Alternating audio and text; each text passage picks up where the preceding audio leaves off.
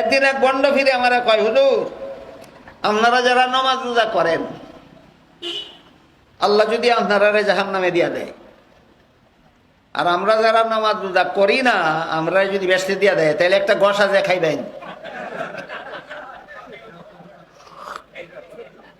হে bond, আবার শিক্ষিত, আবার একজন সরকারি কর্মচারীও আমার এই প্রশ্নটা করে গেছে। কয় আপনারা যারা নামাজ রোজা ইবাদত বন্দেগী করেন, আপনাদেরকে যদি আল্লাহ জাহান্নামে দিয়া দেয়, দেওয়ার অধিকার আছে নি? আমার হিসেব কি করে? কয় অধিকার আছে নি? মুখে আছে 100 বার। আমরা যারা নামাজ রোজা ইবাদত বন্দেগী করি, আমরা ওই 500 বছরের ইবাদত ওয়ালার মতো আল্লাহর অধিকার আছে, ইচ্ছা করলে জাহান্নামে দিয়া দিতে পারি। এটি আহলে সুন্নাতুল জামাতের আকীদা। কয় আর আমরা যারা নামাজ রোজার দারদারি না, আমরা যদি বেসতে দিয়া দেয়, তেজ একটা গসা আপনারা খাইবেন। আমি যদি কই তোর যুক্তি মানি না, তো হেও আমার কথা মানতো না। আমি কইলাম ঠিক কথা কইছস, ঠিক আছে, ঠিক কথা কইছস। ভাই আপনাদের স্বীকার করলাম, খুশি হইলাম। এই সত্য কথাটা তো অনেকে স্বীকারও করে না। ঠিক কথা কইছস। কেমন ঠিক কথা? আমি একটা উদাহরণ দিই, শুন। তোমরা যারা লেখাপড়া করে বড় বড় পণ্ডিত হইছ, তোমরা যদি সরকারে কয় রাস্তার পাশে পয়সা পয়সা মানুষের চিরা জুতা সিলাইয়া রুটি করে সংসার চালাও, আর যত অশিক্ষিত গোয়ার গন্ড মূর্খ আছে এরা যদি মন্ত্রী আর এমপি বানায় দেয়, তাহলে তোমরা যে একটা গসা খাইবা, এরম গসাটাই আমরা হাসরের মাঠে খাবো। কয় সরকারের মাথা খারাপ হয়েছিল, গোয়ারের দল রে মন্ত্রী বানাইতো আর শিক্ষিত রে মুসি বানাইতো। আমি কই না, সরকারের মাথা খারাপ হয়েছে না, আল্লাহর কিতা হইছে? ইবাদত করনেওয়ালারে জাহান্নামে দিত আর তোরারে ব্যস্ত দিত, আল্লাহর কিতা হইছে?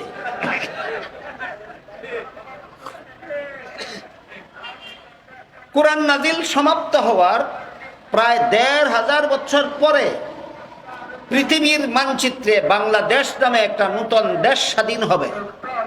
এই কথাটা কি আল্লাহর জানা ছিল না? জানা ছিল।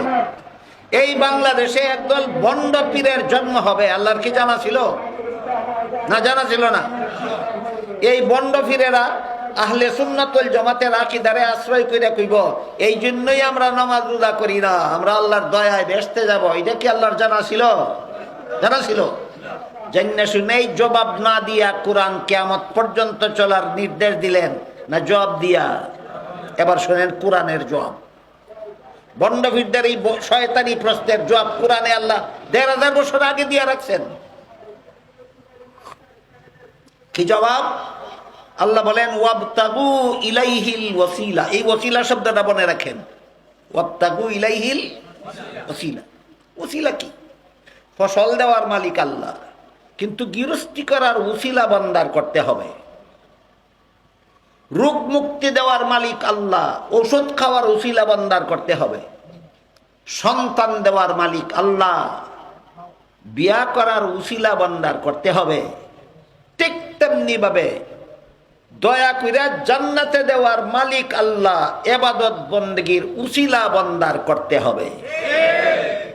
যে বিয়া করে না কয় দয়া কইরা সন্তান দিব, এ যেমন মাতাল, ঠিক তেমনি ভাবে যারা ইবাদত বন্দেগী ছাইরা দেয়া কয় আল্লাহ দয়া কইরা আমারে জান্নাত দিব, সেই রকমের মাতাল। এই জন্য আহলে সুন্নাত ওয়াল জামাতের আকীদা হইল, কেউ যদি নামাজ রোজা ইবাদত বন্দেগীকে ফরজ মনে করে না, তার ঈমান থাকে না, সে বেঈমান কাফির হইয়া যায়। কেন? আল্লাহ কোরআনে বলেছেন ওয়াবুদ রাব্বাকা হাত্তা ইয়াতিয়াকাল ইয়াকিন। মরণ পর্যন্ত ইবাদত বন্দেগীতে লিপ্ত থাকো যদি আল্লাহর দয়ায় বেহেশতে যাইতে চাও।